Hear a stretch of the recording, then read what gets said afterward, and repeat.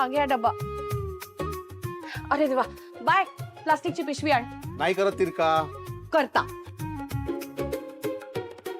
अहो, भटजींशी बोलून घ्या. त्यांना आठवण करा की आजच बांदेकर येणार आहेत. आजच मुहूर्ताची बोलणी करून टाकू. उगाच उशीर नको व्हायला. जो पहिलाच मुहूर्त असेल ना त्यावर लग्न लावून टाकू. सांगतो. हे काय, बाटली कुठे आहे तुमची? बाय, लक्ष कुठे आहे तुझं? तिला काय ओरडतेस? तू डबा आणलास ना. हो. अरे देवा, काय कुठे ठेवली मी बाटली? पप्पा फोन कुठे आहे तुमचा? किचन मध्ये असेल. हा.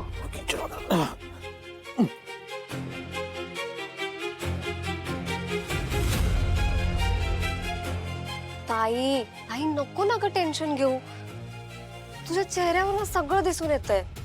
आता काही नाही होणार का? ए अनु, किचन मध्ये नाहीये फोन माझा. मला वाटलं किचन मध्ये. पप्पा बेडरूम मध्ये होता. हे घ्या, झालाय चार्ज. हा, खोटं बोलते का? हा? बरं मी जाऊन येते. कुठे चालली? मम्मी थोडं काम होतं. आपल्या घरी पण खूप काम आहेत, लवकर ये. थांब. ती तुझी बेबी घेऊन जाऊ नको. हा? काय बंद पडली तर उन्हाचा त्रास होईल तुला उगाच. पप्पा बेबूला काही बोलू नका. मी तिलाच घेऊन जाणार आहे. ठीक आहे, मग मला आगारापर्यंत सोड. हं? हा. पप्पा चिल्लर. ए विसरलो असतो. बरं थांब. हे काढते.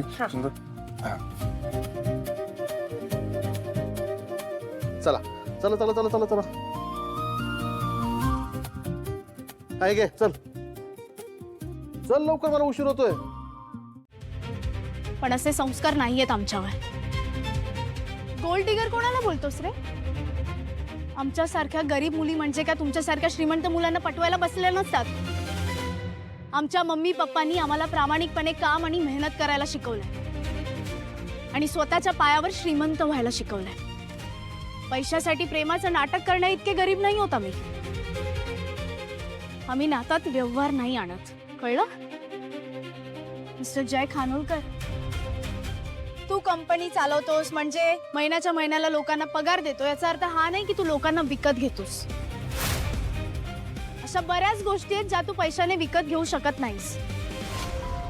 त्यातली एक म्हणजे माझा स्वाभिमान आणि माझ्या मम्मी पप्पांचे संस्कार.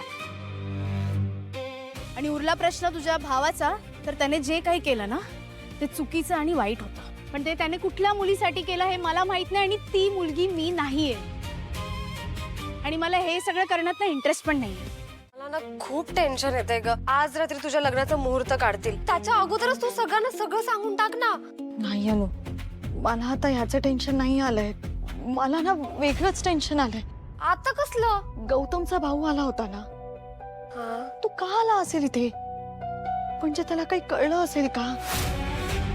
आणि जर कळलं असेल आणि मम्मी पप्पांना जर आमच्याबद्दल त्यांनी सांगितलं तर मम्मी पप्पा काय बोलतील अगं?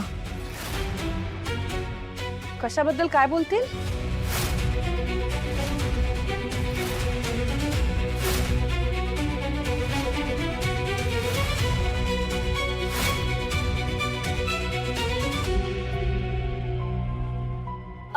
मम्मी ती माझी मैत्रीण रिया आहे ना, ती मला बोलत होती की तू फार्म हाऊसला येणार का 2 दिवसासाठी कर्जतला. तिनं ना असे मस्त असे फोटोज दाखवले, व्हिडिओज दाखवले. ती बोलली की मस्त पिकनिक होऊन जाईल. पण मी तिला नाही बोलली. बरं केलंस. 2-2 रात्र पोरी एकट्या. नाही, हे काय बरोबर नाही. आणि घरात केवढी कामं पडली आहेत. हा तेच बोलली मी की आमच्या घरात खूप काम आहे, मला नाही जमणार. हा, पण मग तू हे सगळं बायला का सांगत होती?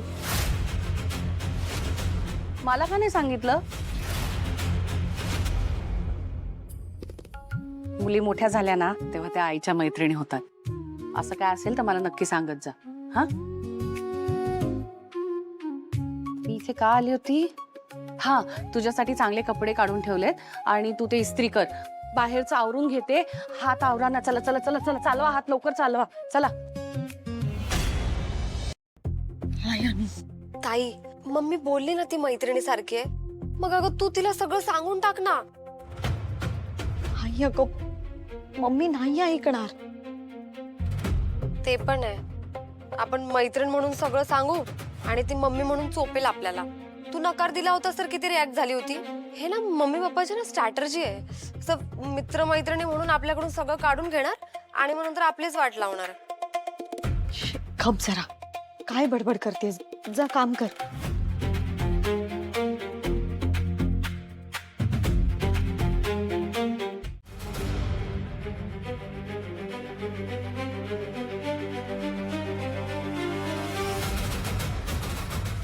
गौतमची कॉल लिस्ट. सुसाईड अटेम्प्टच्या आधी शेवटचा नंबर कोणाचा डायल केला होता ते बघ आणि सांग.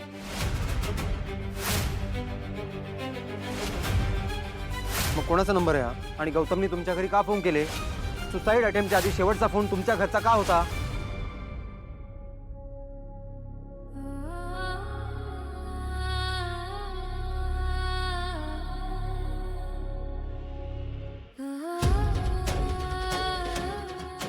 स्वामी, हा काय गुंता झालाय हो?